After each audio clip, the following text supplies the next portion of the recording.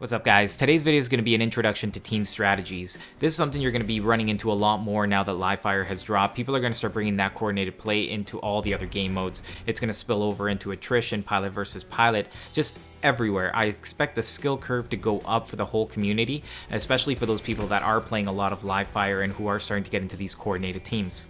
So I am going to get into actually showing you guys builds, but I think it's also important to identify what's going on and how to make the adjustments yourself, because that's really the best way to go up against these teams. You saw that at the beginning I was cooking my arc grenades, so it's something that I'm not super accustomed to, especially when I come off a long run of using grenades.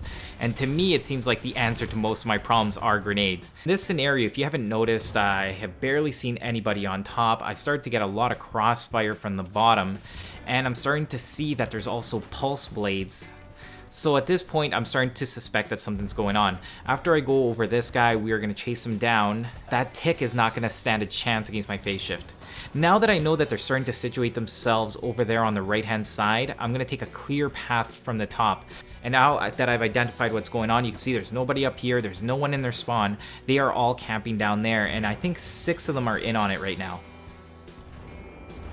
And the arc grenades, I was about to take one out and I'm like, that's probably not going to do too much. Let me take a closer look to really identify what's going on. And I'm like, holy shit. Okay, this is some really hard camping. They got pulse blades, they got AWOLs, they have pilot sentries. I'm going to need some grenades. And a grenade isn't always the answer, but for campers, let me tell you, it's probably one of your best options. Future videos after this one, I'm actually going to walk you through some team play. Some guys on my network and we were doing some coordinated shenanigans, and we found out that we were even like, this is probably some of the stupidest builds ever, but they were working, and I came to the conclusion that a dumb plan is better than no plan.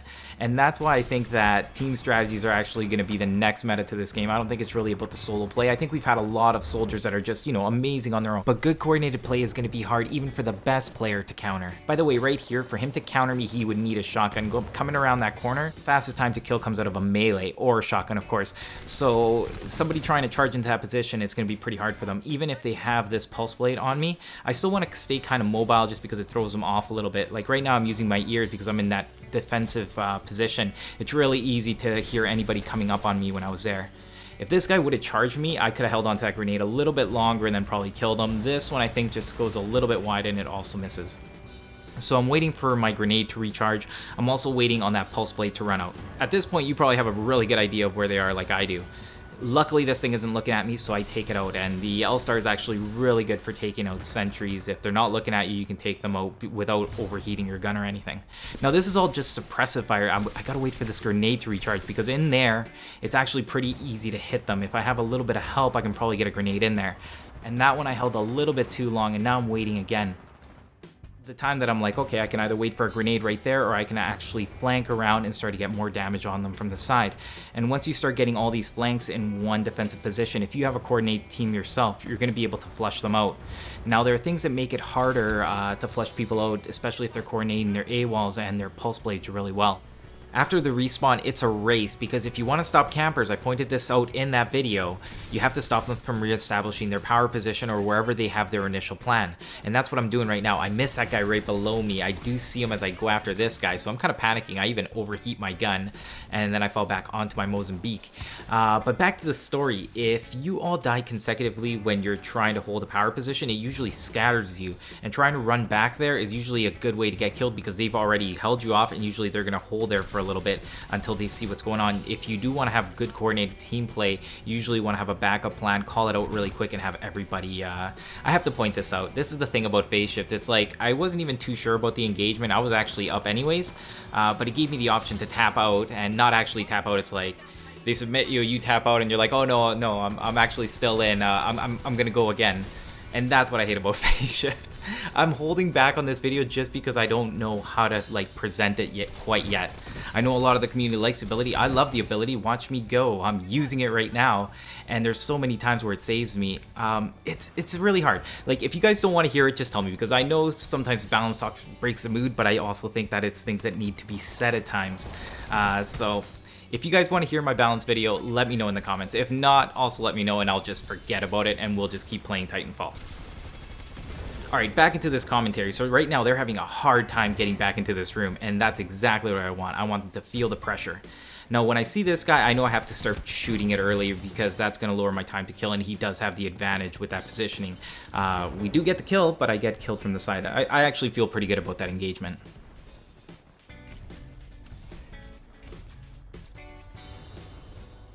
At this point, we're just about caught up. One guy's on the roof. I'm not sure if he's one of the guys on there. I'd have to see the party come up. That will come up at the end. That will shed some light on which guys were actually in on it. And you see that the guys that were in on it were trying to make runs like this. They were just desperate to get back in there and get their roll back on. But they are completely getting countered right now. I took a look at the scoreboard. The guy that we just killed was not in on it, so he was on the roof. This guy is.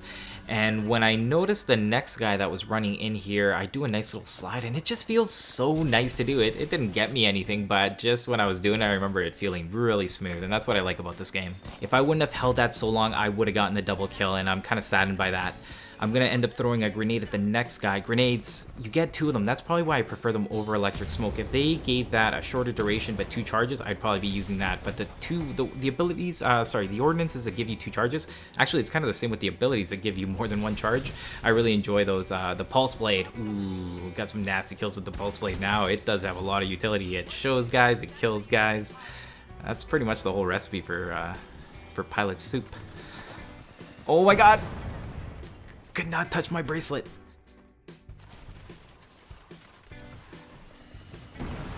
I'm kind of just laughing to myself right now because one of the builds actually revolves around having ticks, and they were really good. So I'm going to be sharing that video with you guys very soon. We're pretty much at the end of this game though.